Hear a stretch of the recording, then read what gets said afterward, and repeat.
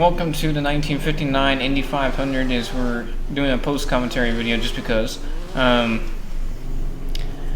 going to be in... There's going to be a lot of cars that are different with each other because that's... I mean, back in the day, not every Indy car was the same. It was very resemblant of the same thing, but not always the same thing, especially when sprint cars technically could be in a race, and we already have a wreck. We spin already. And, lose time because of that. You see here, Gene Harley is stuck on the grass right there. We do a little tactical 360 to get back on the track. Lap 2, somebody does something back here down the backstretch. Causes everybody to check up, so we kind of just blast by them. There's all the real drivers with some of them in the real cars, or at least number-wise.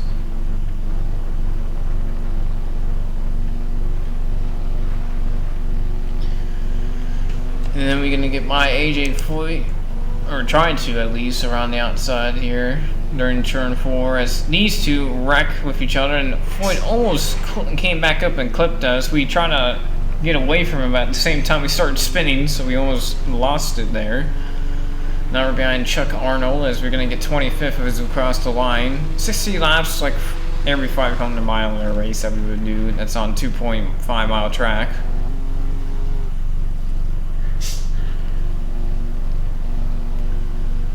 Got Dick Raffman in front of us, Don Freeman, Jim McWintley. And I always have fun with this. It's just I don't do it a lot because I don't have time for it a lot. These longer races and these more like classical races, classic gold gym races. I mean, for us, it wasn't a gym of a race. It was like a dollar bill of a race. Not like, or actually not a dollar bill. That'd be too much for the economy. Like $1,000. We didn't get a jewel, but we got $1,000. So it wasn't completely horrible. Gained something out of it. I mean, we didn't finish last, so that's all I cared about. We didn't wreck, so that's all I also cared about. We almost wrecked like 3-4 times. Besides the first part of the race, which I just kind of got in the back of somebody and just spun out. But that's just, I mean, we did that in the Daytona 100, so it's not too far off.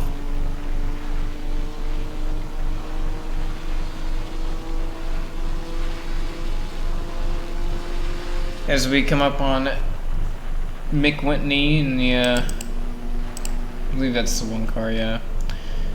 Again, now every scheme is correct. I just try to get the least real drivers. I don't remember which driver I replaced. I replaced one of the drivers. I can't remember.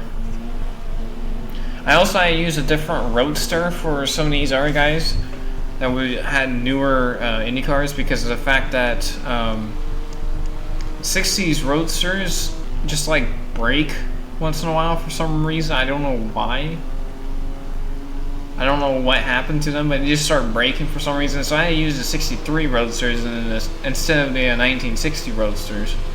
As we go around Al Herman. And then we've got Lynn Sutton, Dane Carter, Eddie Sachs all right there in front of us as we get loose off turn 2 or turn 3 and almost wreck.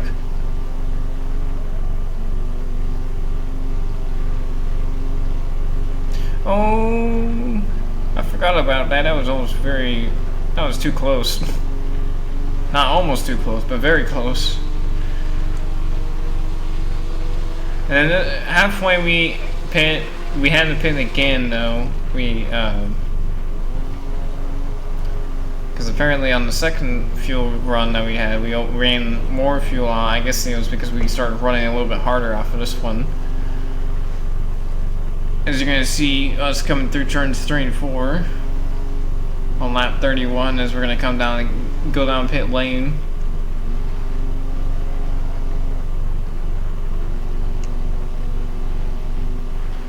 And come down the pit lane, get some fuel.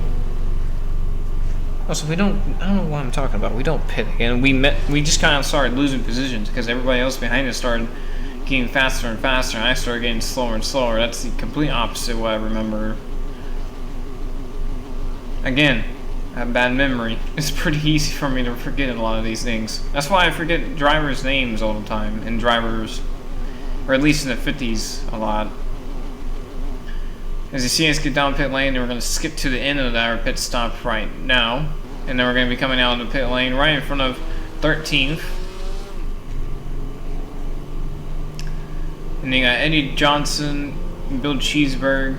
We're now a lot down to Paul Goldsmith now, but they're going to have to pit later on. But we still don't gain all the way up to first.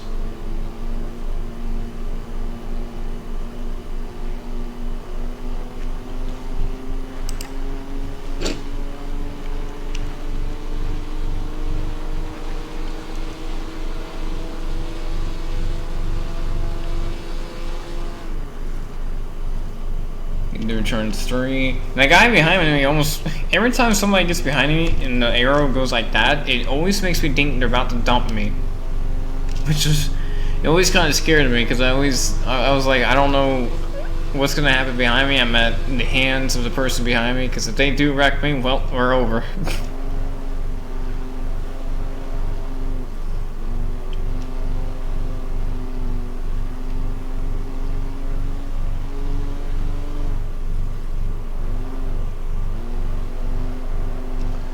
Then we got Bob Christini. Then we got Don Branson with Goldsmith in between them.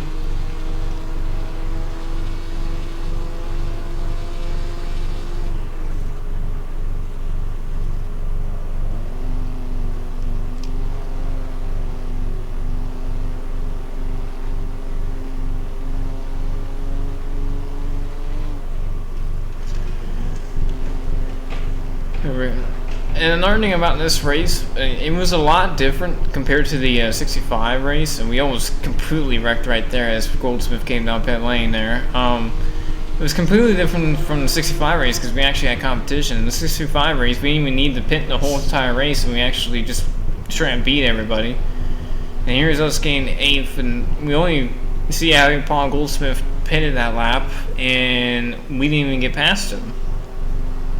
That's how you can tell we were not the fastest cars on the racetrack, and also not the best pits. As you see this whole pack of cars, and this is where we were up in the 5th, and all the slower cars, or the faster cars that pitted recent laps, start going through the field, and that's where I come from, being the 5th, passing all these lap cars, and passing other people because of those lap cars, and being farther down the rank than I need to. Also, I just realized there's 2 Paul Goldsmiths.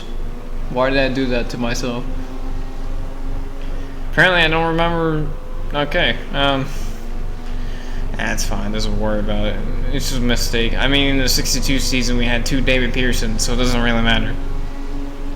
And here's where we almost wrecked. We just got kind of squozed. Almost got sent over into the wall.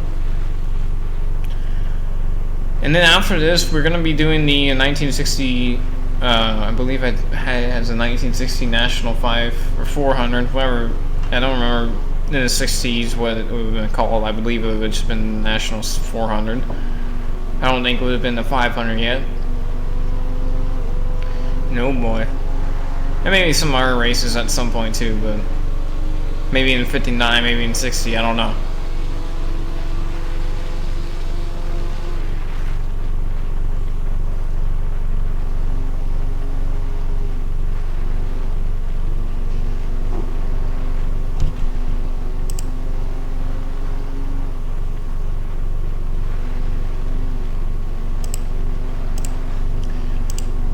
We get behind Lynn Sutton. As you see, those guys, they're blocking each other so far down the racetrack. It's almost concerning. It's almost like real life Indy, or not real life Indy, nowadays Indy. With the draft, they just keep forcing each other into the walls, or in the inside wall pretty much. I almost spin there, saved it, get it going again, lose some time, and that's also probably what helped me go back so far that we did during the faster cars coming up to me during pit stop, or after their pit stops. because our car is not fully like it's not up to pace to the other roadsters. It's faster than some, and it's not close to any of the higher power cars.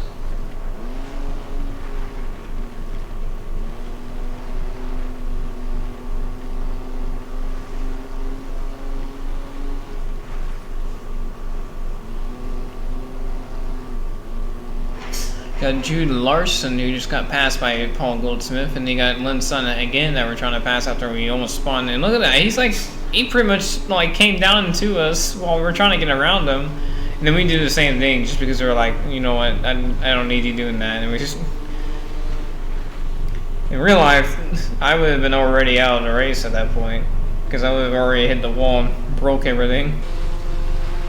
And now this is where everybody started, you know, gaining time on us because we started just slowing down while everybody started speeding back up because they started getting clean air during the lap traffic, or during the in-between lap traffic. And also, I don't know why I didn't have it in, but we got turned into the outside wall. We didn't slam it, but we did get like very close to slamming it, but we didn't slam it. I don't know why I didn't put that in. I think I just completely forgot about it. Again, bad memory. But at least I got the main point by that we had some mistakes, and also they were just straight faster. Like those cars that they're in are way faster than my car. Not completely way faster, but as you can see, like they're gaining time on me during sections that I'm like trying to drive as perfectly as I can. Not in that corner though, with hitting Bobby there, Bobby Grimm. That was a mistake again.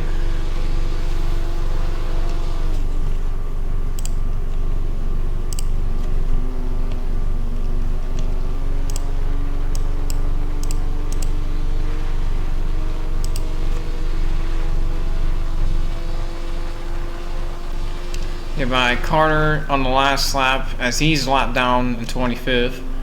I think 4 cars didn't make or didn't finish the race. 4 or 5 cars, I can't remember exactly.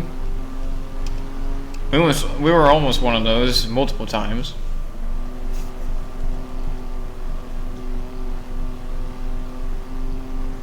As we come down the back straightaway, as we're gonna finish 10th, the standings are gonna be up when we get through turns 3 and 4.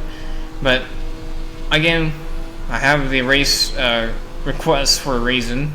Whenever anybody asks for a request, we have a request for it. There's also some other races I'm doing that were in this between the 62 and the 71 seasons, so get ready for that. And also I have some other races ready for 60, 61. But that'll be it for this race, and we'll hopefully get some more races and maybe some more race requests.